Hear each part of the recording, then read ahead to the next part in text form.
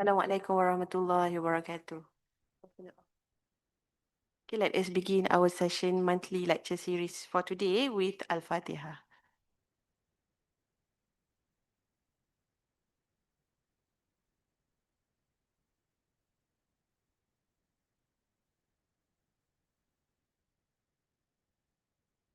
Okay, Assalamualaikum warahmatullahi wabarakatuh.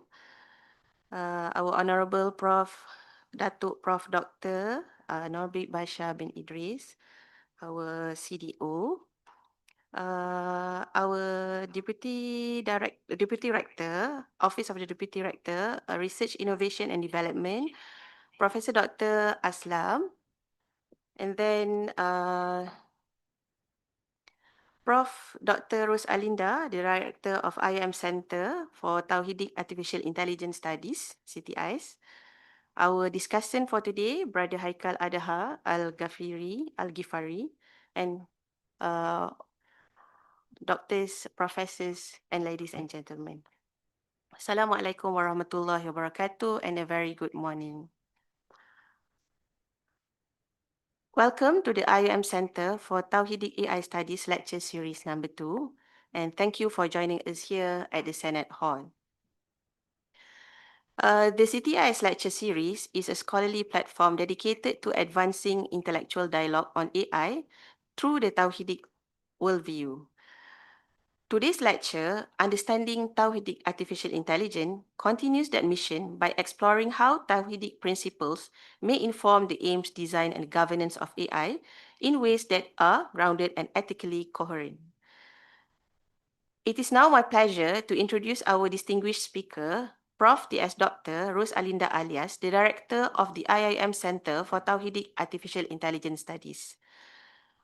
Professor Dr. Ros Alinda has been the director in shaping Ctais as an academic and intellectual hub for Tawhidic approaches for AI. Her lecture today is titled Understanding Tawhidic Artificial Intelligence. Ladies and gentlemen, let us join Professor Dr. Ros Alinda lecture for today. Thank you very much. Okay, thank you very much, Rita, Professor Rita, our Deputy Director for Ctais. The topic given is understanding what is Tawhidic, even though it says artificial intelligence, but I prefer to call it Tawhidic intelligence. So we compare Tawhidic intelligence versus man intelligence versus artificial intelligence, 3 levels, yeah? So these 3 levels is, but why do we use artificial intelligence? It's because AI is so well known. And that's why we maintain the Tawhidic AI. So it's actually Tawhidic intelligence, natural intelligence, and artificial intelligence. So it should be Tawhidic intelligence, yeah? But the name of the center is CTAIS studies. Why at this point we need more research being done on the studies aspects of what is Tawhidic intelligence. But first we have to understand what is Tawhidic intelligence first. Okay, next. Okay, so I think this is standard. Okay, we have to understand why AI came about. And many people asked us, those of us who have been trained in computer science, when did you learn AI? Actually, we learned AI from the very beginning, from the first year. AI was taught as a machine learning subject in the first year as an introduction subject. And then it became not so popular. And after I retired in 2022, then only suddenly it was a boom, the rise of AI. So we see that there's within a short time frame, the rise of AI has been phenomenal in the sense that it shapes everything. Everything we do, such that it induced me to get out of retirement in 2022. I was enjoying our retirement in 2022. till 2025, but we joined IIUM, and many people ask me, why IIUM? And I think this is the appropriate place for us to emphasize what has been neglected in AI, which is the Tawhidic intelligence. Rather than it's no longer an issue of natural versus artificial intelligence. It's an issue of our intelligence. We have to realize that our intelligence comes from the oneness of our Creator, who is Allah Subhanahu wa Ta'ala. Okay, the dean just walked in. Thank you, Dato', for coming. Okay, so we see that, but it has been ignored because when we talk about AI, artificial intelligence, the focus has mainly been on the technology and the tools, whereas the natural intelligence and definitely the Tawhidic intelligence requires us to go into deeper aspects of AI, or these deeper aspects of intelligence. So we see that the effect, okay, next, there's so much effect of AI, but we see that why is it named CTAIS, Center for Tawhidic? If I had my choice, it would be center, you call ICARE, Integrated Center for Accountability, Responsibility and Ethics of AI. Many have highlighted that there is an ethical challenge of AI, but if we address it as Tawhidic intelligence, then there's no such challenge. So the ethical challenges of contemporary AI, we see that you must always remember, artificial intelligence is because we make it faster, more efficient, and we automate everything, processes are optimized, and of course, it brings a strategic advantage. Yet, these developments raise serious ethical concerns in the sense that we have, of course, we have hallucination, we have algorithmic bias, we have, because there's lack of understanding of the Tawhidic aspect of intelligence. And currently now we see that AI is being used in a current situation negatively, which is in a war. We are currently now in a war. The war is in the Middle East, but it will come to us soon. It's a global war. So I label it as weaponization of AI technologies, and Iran has been viewed as the breeder of artificial intelligence. And I tell you, when I was in UTM, many Iranian students did their doctoral research and chose to silently go away. And I was like, is Malaysia just a stepping stone for you to go to the West? They said, yes. So they are now in the Western countries, but I tell you, the Iranian students are very, very intelligent in the sense that I'm not surprised at all that they can come up with all of the technologies far exceeding the West, far exceeding the abilities of states or UK, even any of the European countries. Because the Iranian quietly, silently are intelligent and they have that ability. So I will talk about the current situation of how AI is used in the current situation of AI, but that will be towards the end of my lecture. By the way, Rita, is my lecture 1 hour or 2 hours? I will just go on. Okay. So, okay, next, please. So we have to remember the Islamic perspective of knowledge. In Islam, knowledge is not value neutral. Now, knowledge must be aligned with Tawhid.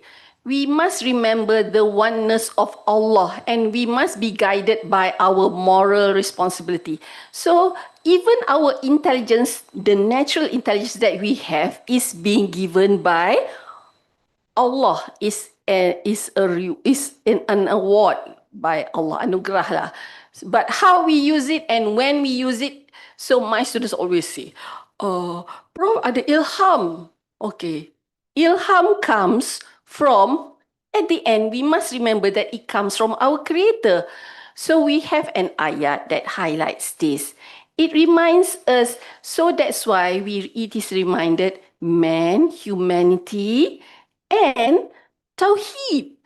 So we have to go above. We have to go to the Tawheed level rather than the man or natural or artificial. Definitely not the artificial level because that's the lowest level of intelligence. Okay, so next please. So what is Tawheed? Tawheed represent, and I tell you, I am a computer scientist, so I am learning as much as, and that's why part of the reason why I am in IIUM is because I want to learn about Islam. I want to understand what is Tawheed. So Tawheed represents the unity of Allah and the unity of knowledge. We know that in computer science we are talked about the spectrum of knowledge. To reach knowledge, we have information, we have data, we begin with data, and then data is processed to become information. So that is like very elementary for me. But when we talk about intelligence, no one has actually gone into the spectrum of intelligence apart from what we are trying today is to differentiate between natural versus artificial intelligence and introduce a concept of Tawhidic intelligence. And something that I have to tell all of you, is that I can very easily use any of the slides that have been generated by the AI tool. This slide, I have to give recognition to my daughter. I have not seen the slides yet. I only have notes. So I passed my notes to my daughter and she is not working. She is at home taking care of my JB home, taking care of our JB home. And my husband is here. He remains unseen and unheard. But I always point out, and then I know that he will be angry at me for pointing him out, but I will like to point him out today that Professor Hamdan Ahmad is here, my husband, and also the supervisor. He was the PhD supervisor. How many students you graduated? Okay, Razak Sapian, the previous OSIC director, was graduated under Hamdan. I know I graduated 30 PhD students, doctoral students. So my life has always been about postgraduate. I became a postgraduate dean in 2007. But then I asked to be teaching an undergraduate class when I joined IIUM in 2025. So it is a request because for 25 years, so thank you, Dean, for allowing me to teach undergraduate class. It is a big experience. I think it deserves a separate lecture on that, the difference between undergraduate and postgraduate class. And so here we're talking about intelligence. So understanding Tawheed. Next, please.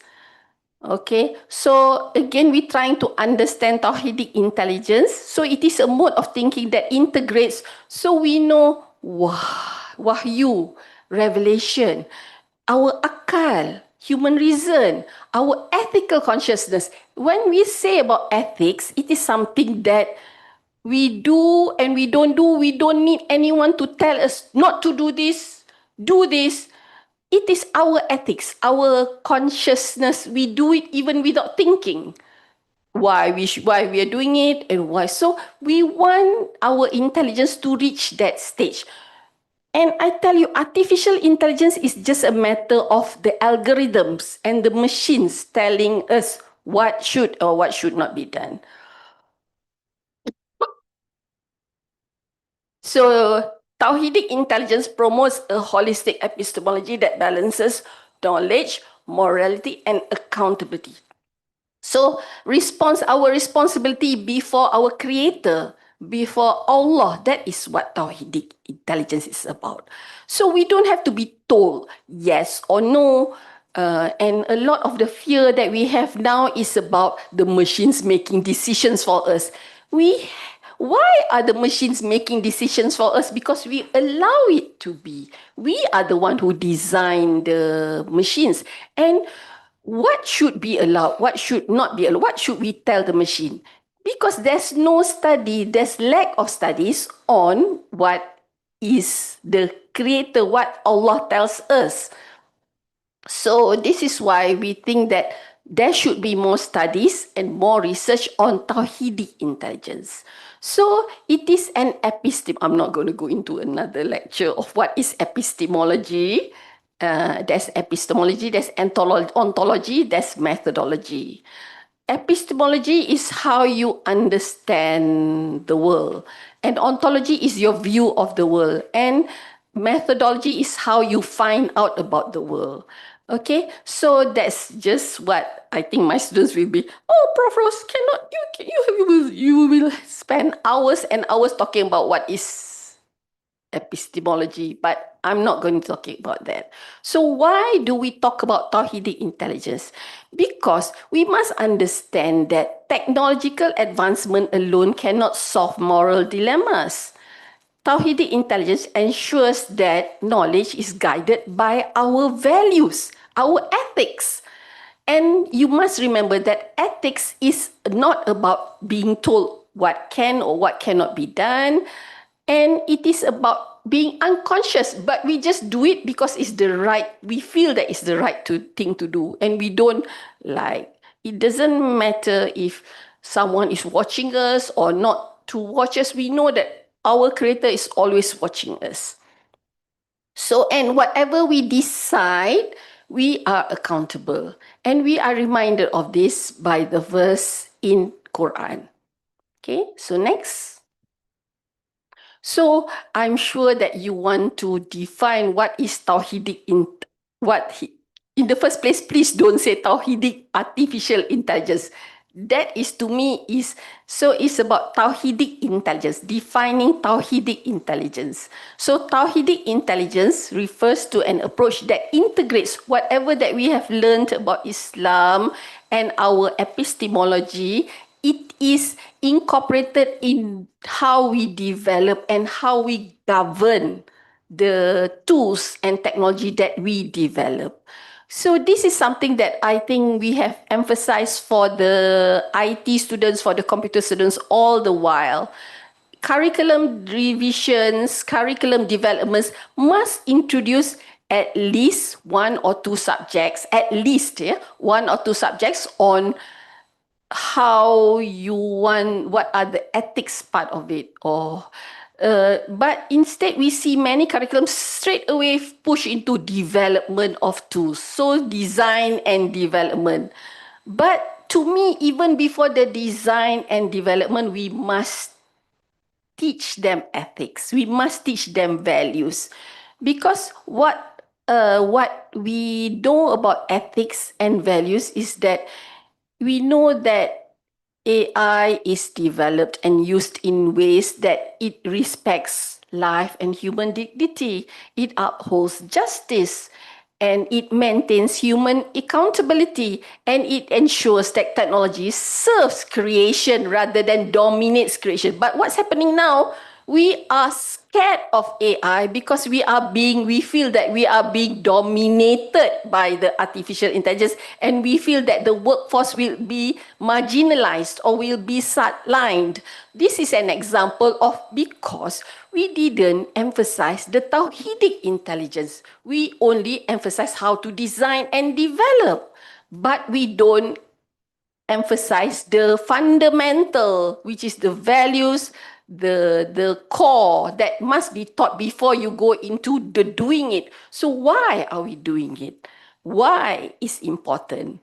Okay, so that why must be introduced to our IT and computer science students. Okay, so next please. Okay, so this is just a slide to compare artificial intelligence versus Tawhidic intelligence. So we know that in TI, Tawhidic intelligence, we want to emphasize on values and we emphasize on ethics. But artificial intelligence will, and I think I can agree with this, because we have been taught that it's all based on data. So that's why we have data, how to process the data, and we have data centers, we have, which is not cheap, which is because we rely very much on data, because the machines rely on data. So, and how we process the data is the algorithms, and then how it makes decision. That's the decision is supposed to be support, but now it's having a life of its own. The artificial intelligence is no longer just supporting decisions, but is making decisions on our behalf. And that is the concern that we have. Okay.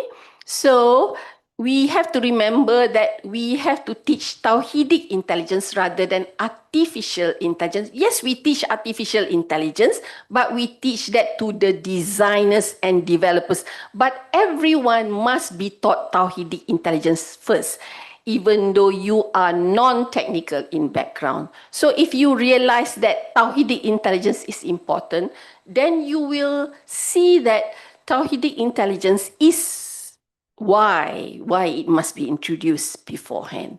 So I think the fear should not be there, because we fear AI, but we should not fear the other natural intelligence, and definitely we should not fear Tawhidic intelligence. And why IIUM? Because it is in IIUM that we have many disciplines. We have from the Islam, the revealed knowledge. Our discussant today is a PhD student from Haskehus, which is uh, AHAS stands for? Is a name, kan? Yes. And then it's revealed, the discipline is revealed knowledge and human sciences. Okay, so it's been, so before we, so IIUM has religious perspectives, Islamic religious perspective, and it also has technical KICT, but it also has at our Gombak campus, at our Kuantan campus, it has medical faculty also. Kuliah of Kuliah of Medicine. And we also have at Johor, Pagoh. Pagoh is for languages. Okay. So IIUM is where every discipline is. So the country, Malaysia, has gone into this approach of one nation approach. So if we say that one university approach, IIUM is the university because every discipline is here in IIUM. Okay, next slide, please. Okay, so ethical AI frameworks. So we know that globally, so many frameworks for AI have been proposed. And we saw just now the ethical AI framework was introduced for AI. So examples, I mentioned that I wanted to name this center as CARE, Center for Accountability, Responsibility and Ethics of AI. But the rector said that it's better if it is named Tawhidic AI. And we focus on studies, on research. Okay, next, please.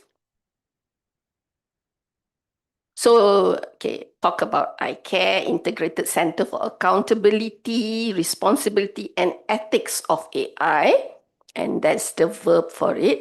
So the rector mentioned that integrated is something that we have to understand what's the meaning of integration. Integration means we just incorporate different, but it's more than that. What is more than integration?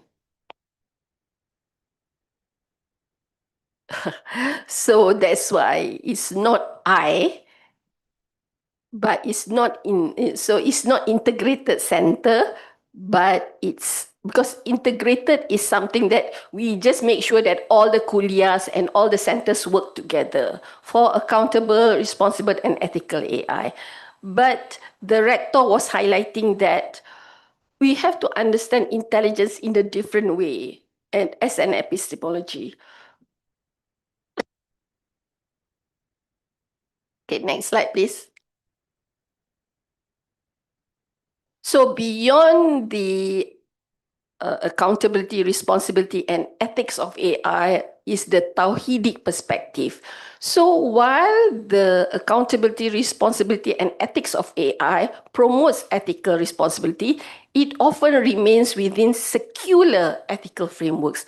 And what we try to do is through Tawhidic intelligence, we want to introduce spiritual accountability. And we have to realize that there is a creator rooted in Tawhid. So that's why we put the Tawhidic intelligence as we introduce the concept of Tawhidic intelligence. So it not only integrates technology, but it also integrates technology with transcendental ethical principles. Next slide, please. So, I did say that I want to talk about Tawhidic intelligence in current situation, in contemporary times. We see that everyone knows what is happening now in the world, right? What happened 2 nights ago? Was it 2 nights ago or three? 2 nights ago. It was this week, 2 nights ago. 2 nights ago. And then now it's like, so it was launched, the war was started by a certain country. But then now AI is being blamed. I would say that it is blamed by the country being attacked as being used for promoting all of these developments. So where is the responsibility and where is the human dignity? But I would emphasize that have the developers been introduced to the concept of Tawhidic intelligence? Perhaps they have not. So that is why they will create tools and technology that will attack, even though they say that they will attack certain countries by missile, certain military locations, I think. But if they are guided by Tawhidic intelligence, they will not allow it to attack people that are innocent, places that are innocent. Even what is meant by innocent has to be asked. Okay. So next slide, please. So AI in warfare and global conflict.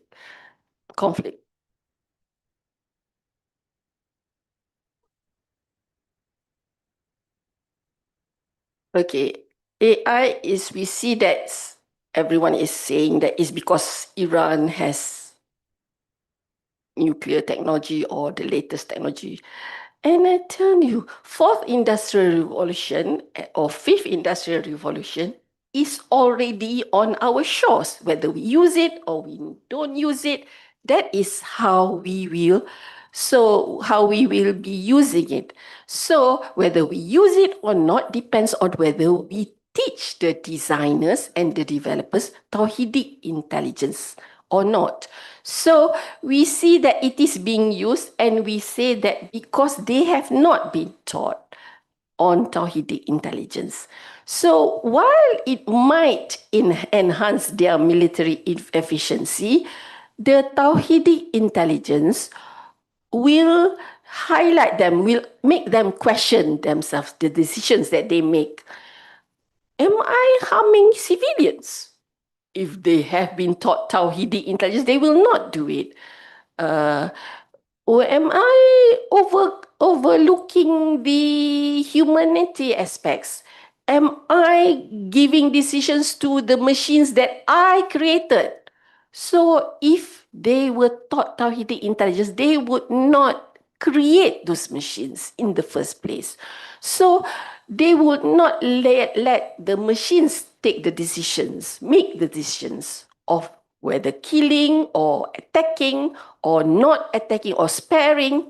It's no longer the machines that is making the decision, it's man. And we must always remember that it is natural intelligence So the three hierarchy must be remembered. Artificial is just the lowest form of intelligence. We must remember that. Okay, and then we have natural intelligence, but we have a higher one, which is Tawhidic intelligence. And that I feel we have to take responsibility for that. We cannot say that, oh, it was not taught and therefore we allow. I will not say that, oh, I know that perhaps the Iranians graduated from UTM, but I will not take responsibility and say, oh, because I did not teach them Tawhidic intelligence. We only emphasize officially in the curriculum, we emphasize the artificial intelligence, how to design and develop artificial intelligence. But we have to use other means. The thing about curriculum in institutions is that we depend so much on curriculum. Whatever is in the curriculum, that is what we teach. And if it is not in the curriculum, then we don't teach it. But if it is not in the curriculum, we still teach it, but through unofficial ways. And that is how it is being done now.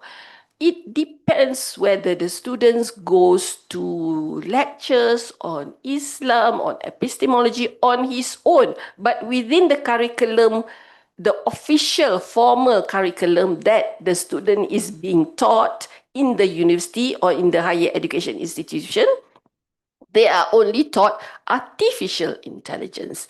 And this is why we must do studies so that we can suggest for revisions of curriculum that incorporate not only natural intelligence but also Tawhidic intelligence. And for Tawhidic intelligence, we need a university such as IIUM. We can go to other universities, but I think IIUM, by the name itself, it gives us the impression that the focus is on Tawhidic intelligence. Okay, next slide, please.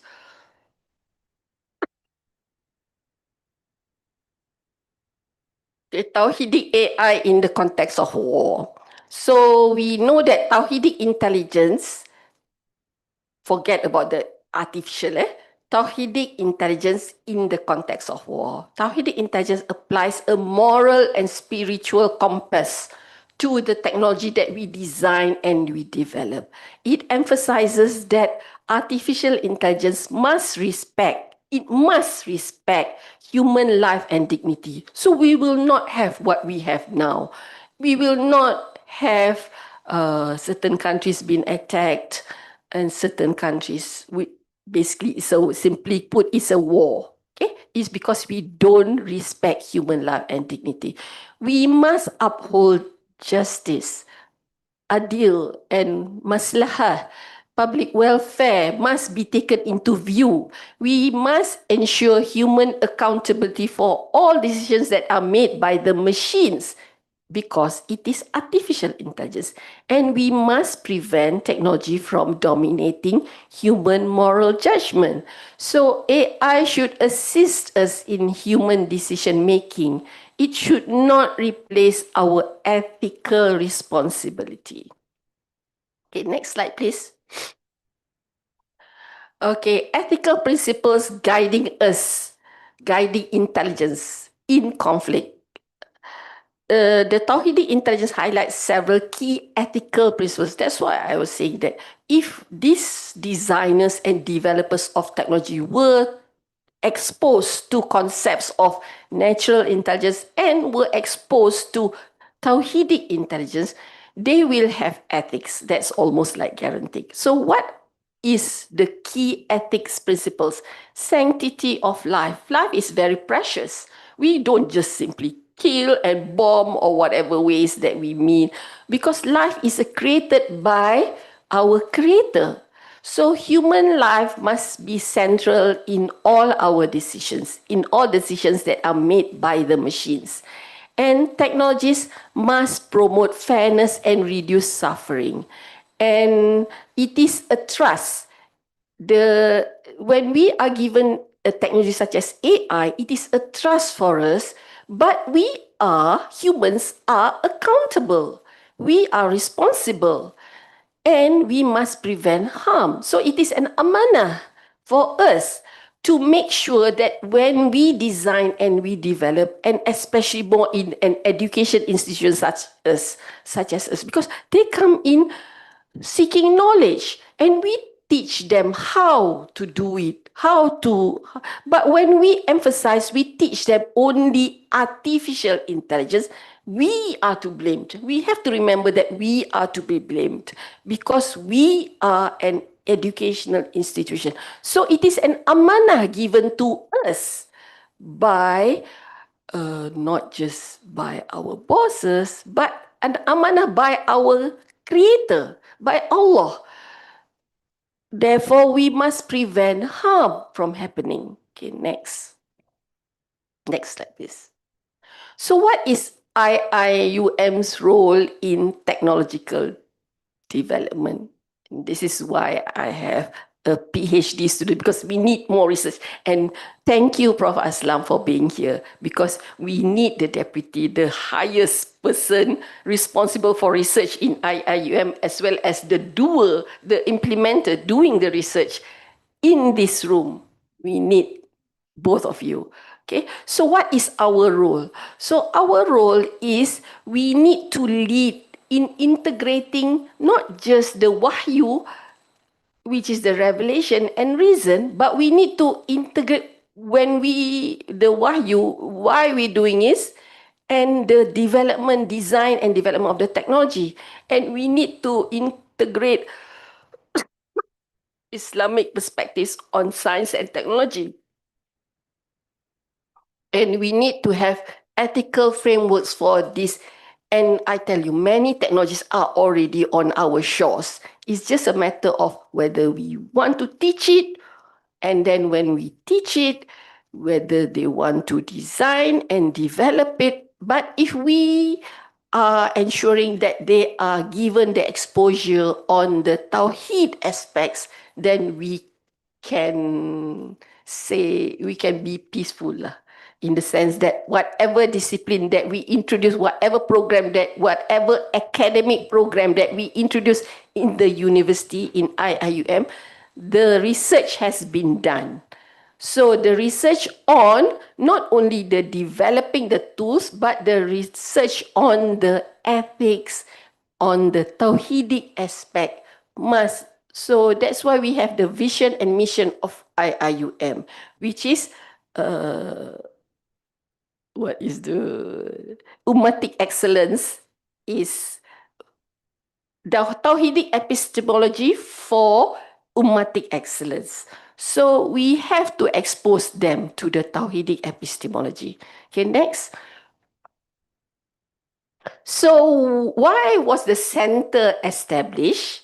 The center, if we look at the name, it should be Center for Tawhidic Intelligence, but because AI is so known, so we maintain the name Artificial Intelligence, but we have to do research, we have to do studies, and we have to promote interdisciplinary research. Prof. Aslam, this is on you. Okay, so you have to make people work together and develop the Tawhidic intelligence frameworks, so that we know with such frameworks they can come up with the design and development of artificial intelligence. And you must make them work together. Collaboration is a very key thing. And in all of that, you must have ethics.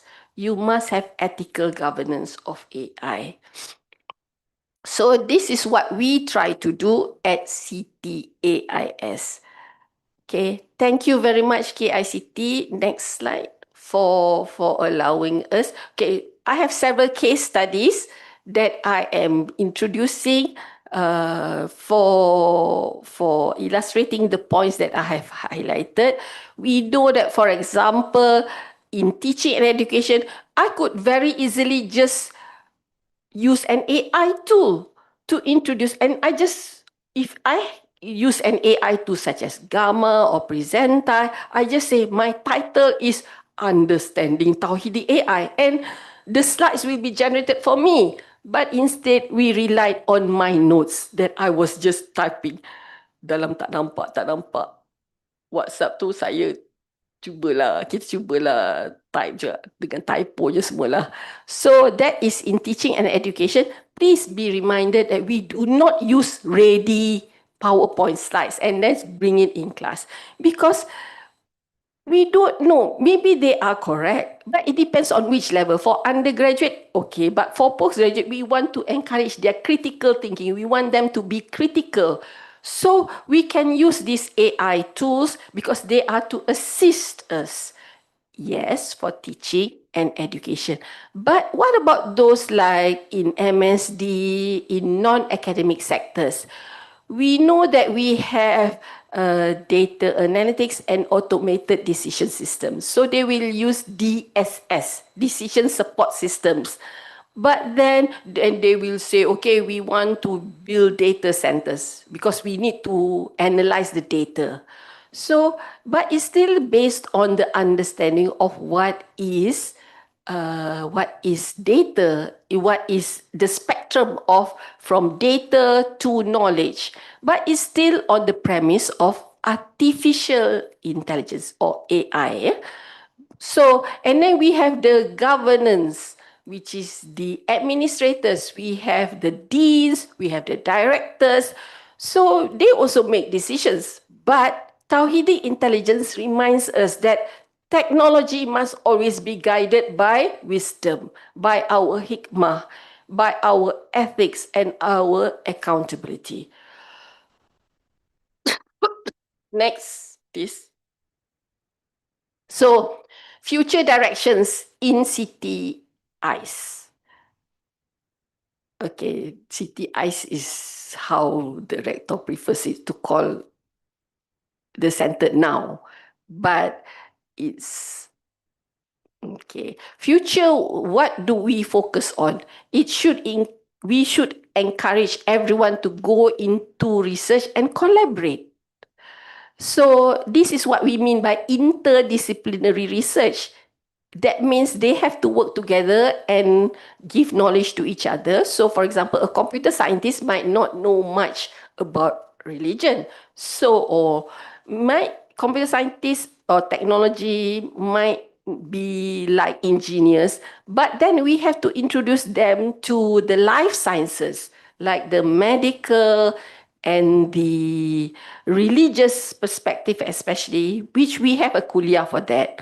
Okay, and then we have to develop an Islamic ethics framework for intelligence.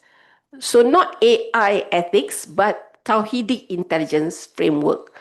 And then we have to publish because more people will read than listen.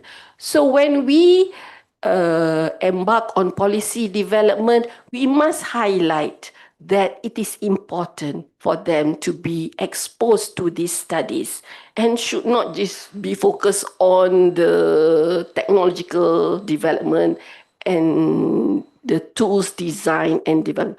But before that, we must introduce the Tawhidic intelligence. Okay, I think that's the slide. Okay, so this must be from my daughter. Artificial intelligence will continue to shape the future of humanity.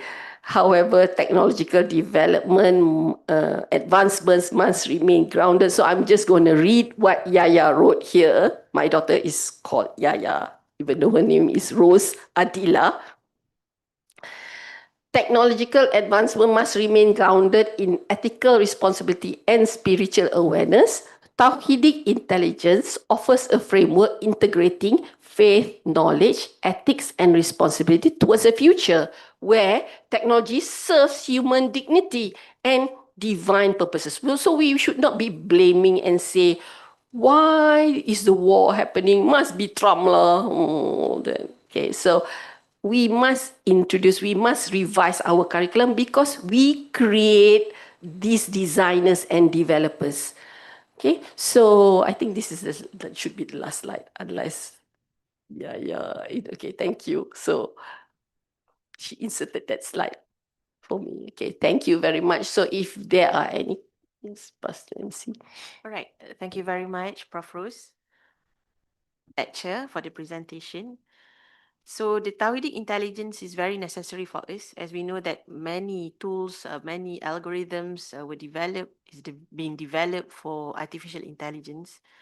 How having the Tawhidic in mind actually will actually help us having a guide by ethical, responsible, justice, and accountability, and in terms of developing the artificial intelligence solutions. Our discussant today is Mr. Haikal Adha, Brother Haikal Adha, a PhD student from AHAS, KIRKHS. Please join me in welcoming Brother Haikal and for his discussion. Okay. Assalamualaikum warahmatullahi wabarakatuh. Thank you very much. Thank you very much for Deputy Rector, Prof. Aslam, CDO, Prof. Nobrik, and Prof. Rose for this amazing programs, Prof. Rita, and for all the academics here. Thank you very much for attending these sessions. And it is very interesting to talk about the Tawhidic intelligence because we believe that we can lead for this based on my experience that it is a loophole that I have observed from various forums that I have joined. Let me introduce myself. My name is Haikal Al Ghifari. I am from Indonesia and I'm doing PhD here in human science communication. My research focus on human AI interaction and Tawhidic epistemology. So what I focus on is to understand how actually as a Muslim academics and Muslim professionals, we try to make the meaning of how LLM, as generative AI, especially LLM answers related to the Islamic questions or Islamic keywords, uh, how they make the meaning, how they negotiate the meaning, how the social tensions, exploring the things and focusing on building the frameworks which can be used hopefully with the Islamic higher education because we focus on Indonesia and Malaysia studies for this as one of the biggest population in Southeast Asia for Muslim populations. And also my degree, my master and my PhD in IIUM. So I am a pure IIUM product. After I graduate from Darussalam Gontor institution, I was from Indonesia in Gontor and directly going to IIUM. Alhamdulillah. And now I am really grateful to be here, especially when I met with Prof. Ross and I was joined Ctais last year. And it's very interesting center. I learned a lot because I can find a bridge there. I was joined with the OpenAI forum for educators and also Google Gemini Educator Forum. And most of the topic that they talk there is about the efficiency, is about the another tools, is about the development, while less of them, I think less than 20%, they talk about the moral, they talk about the human direction, they talk about the divine meaning, even though some of them coming from the Muslim countries, like some from the Middle East countries, but that discussion is still minority there in that forum. So I see that CTAIS can be the bridge here, especially we IIUM can be the leader of these discussions, and this is very interesting also. And why this is very interesting discussion because we believe that every day we use generative AI like ChatGPT and Gemini and Copilot, all those things. And when we type any prompt there, after we receive the answer, sometimes, or I think most of the time, the AI give the follow-up answer, right? Give the follow-up answer. Either they give us the suggestions or give us the questions. That things can be an issue because sometimes it narrow our options. It frames the answer sometimes. So that's why Tawhidic intelligence is very important here to ensure that we can address it properly, especially when we talk about Islam framework, like let's say about the Islamic revealed knowledge, about the at-tafsir, about everything related to Islam, right? So that's why what we discover here, because AI is built based on the market dominance and efficiency. It works based on the market, the supply and demand, while the regulator, especially moral regulator, sometimes come from the human. So that's why we believe that AI literacy our Tawhidic intelligence literacy will be very, very crucial in the current time, in the AI era, because we believe that technology like AI is not neutral. Of course, it has the worldview there, it has the direction there. For example, I think just this week or last week, the OpenAI, they signed to support with the Department of War from the US, which I quite regret when hear that the news, because I'm using a lot of an AI ChatGPT.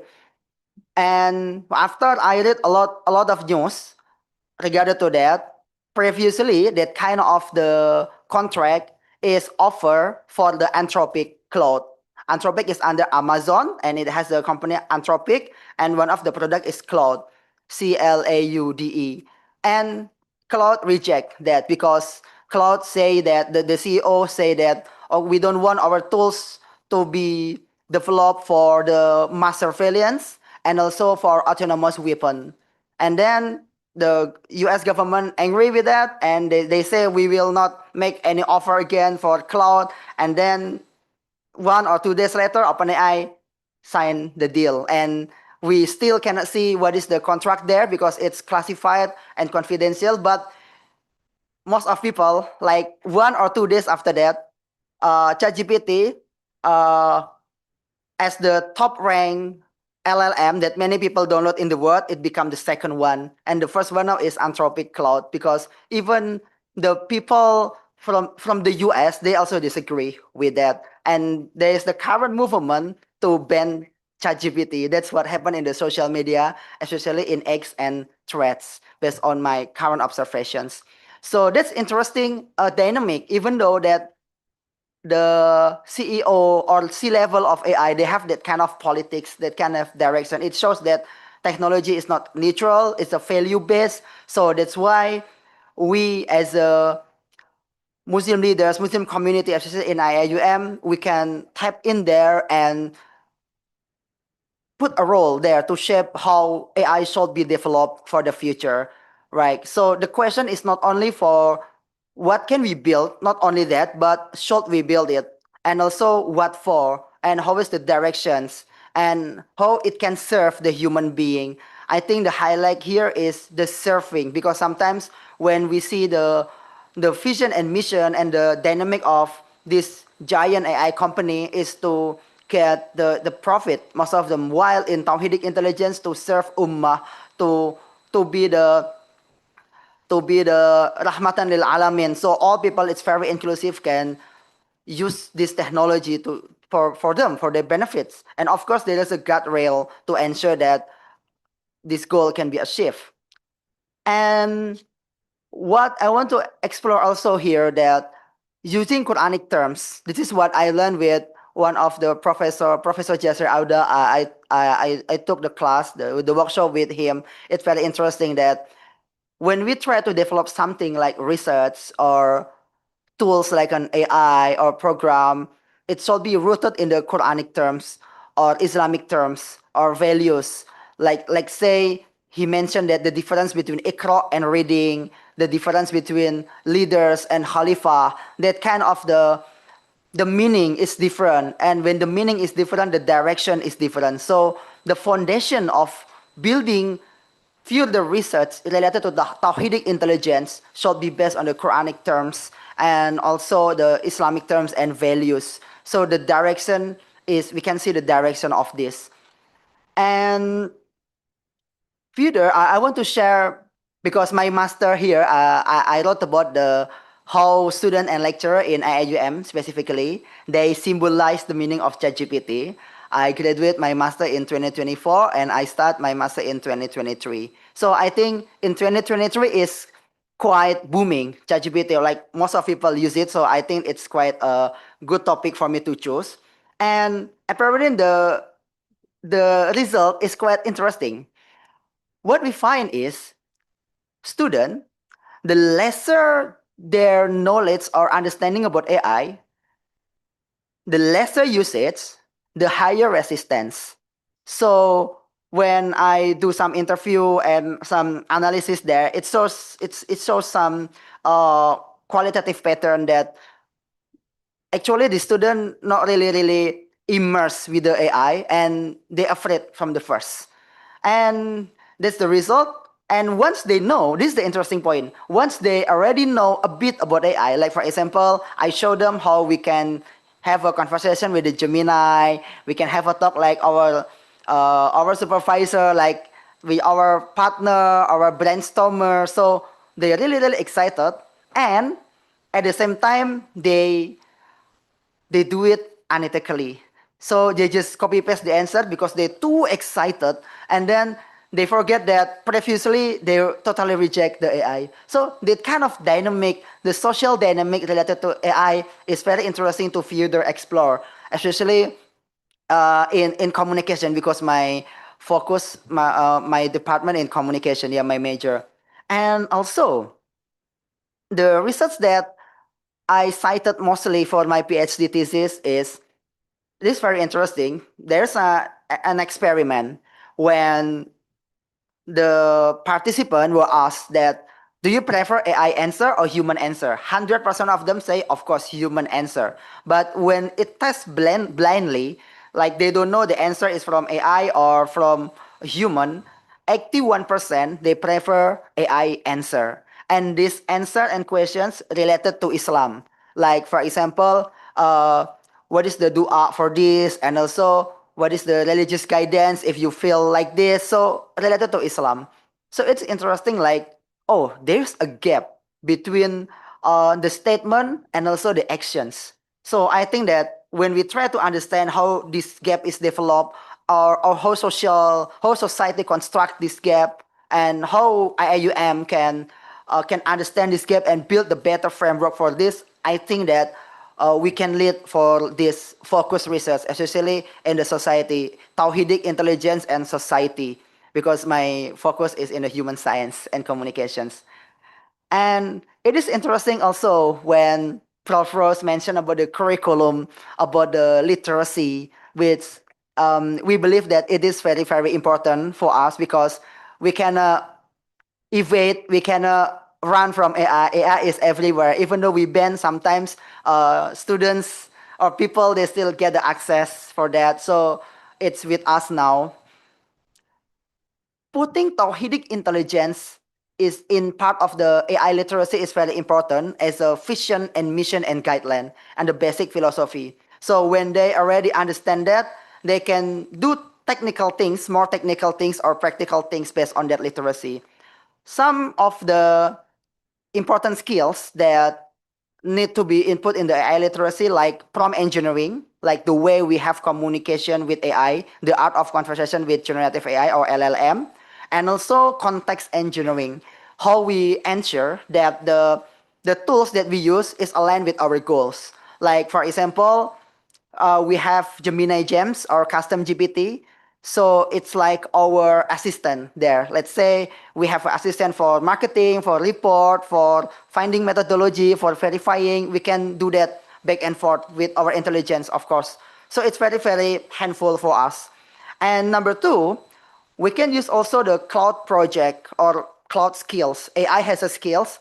Let's say we type, help me to draft the presentations. So without giving a lot of prompt, when we already set the skills in cloud, it directly give us the presentation based on the skill. So skill is like the step by step that the AI should use. Right? It's quite technical. Sometimes we need to code, but I think even though we don't understand coding, we can still use it. But if we can code, we need the answer will be better. But there is no issue with non-technical background, because previously I was non-technical background and I learned coding using AI also, using cloud also.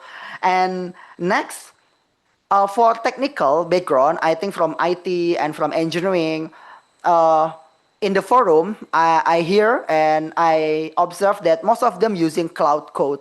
So it's the like codex from ChatGPT, but most of them using cloud code because it is they mention, most of them mention it is the best tool for coding currently, cloud code. Even this cloud code is used by Grok. Grok is like LLM or generative AI that developed by Elon Musk X, and cloud staff, they found it because they are a direct competitor and they cut the access directly. So it means it verified that Cloud Code is very powerful. Even the direct competitor use it right for now.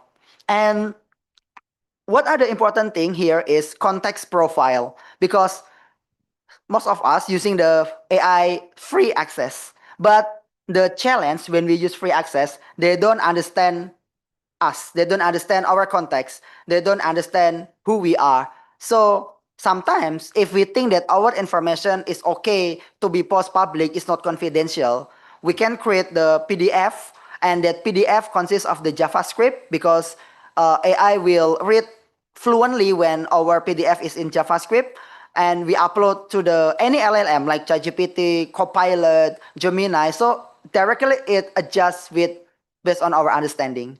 I use it for my background and also for my specific work. So regardless of AI that I use, they understand me well because I just upload this PDF or put this PDF into the custom GPT or the Gemini gems.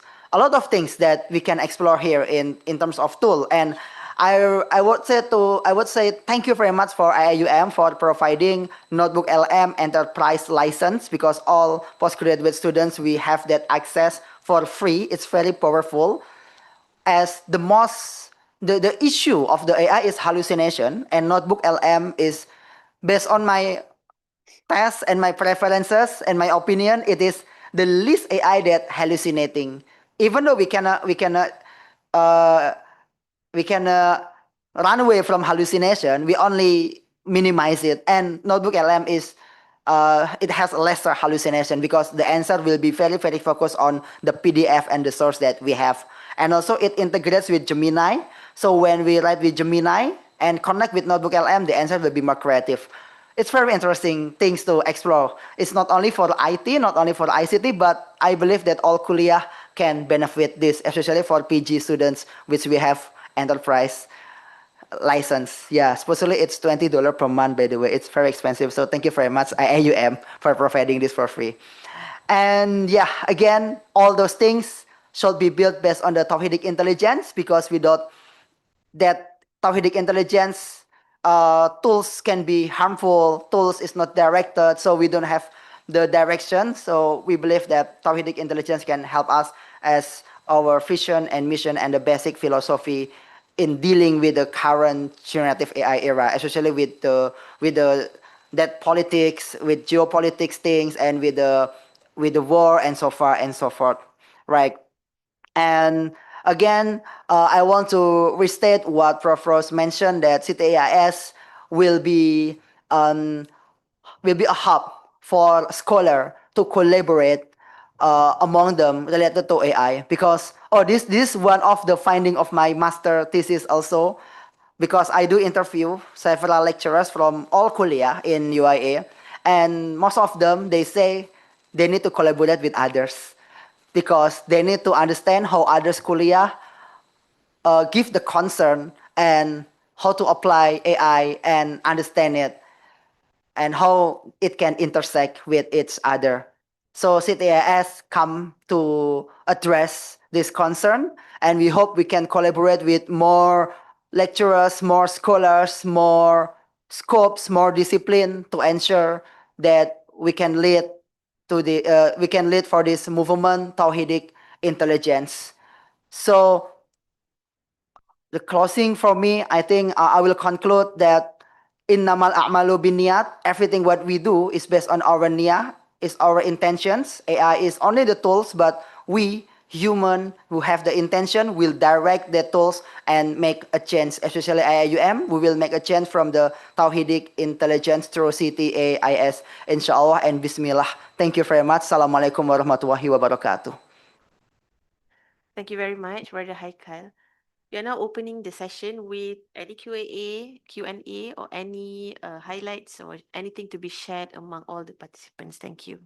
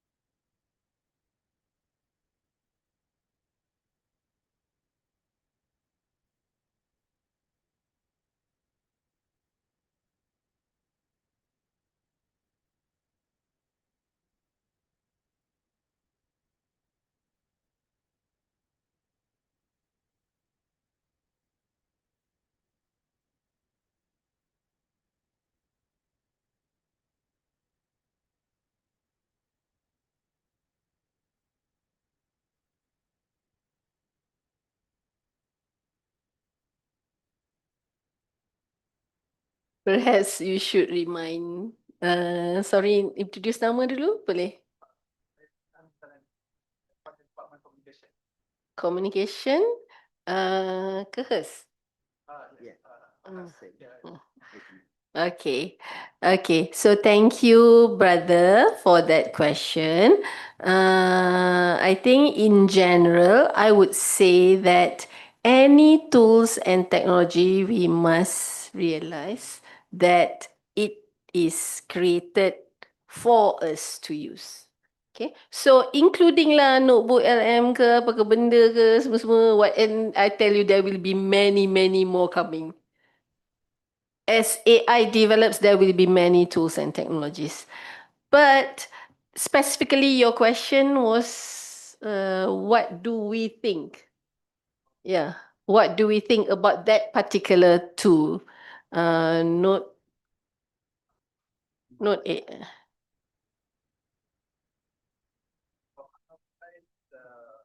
Islamic Mm.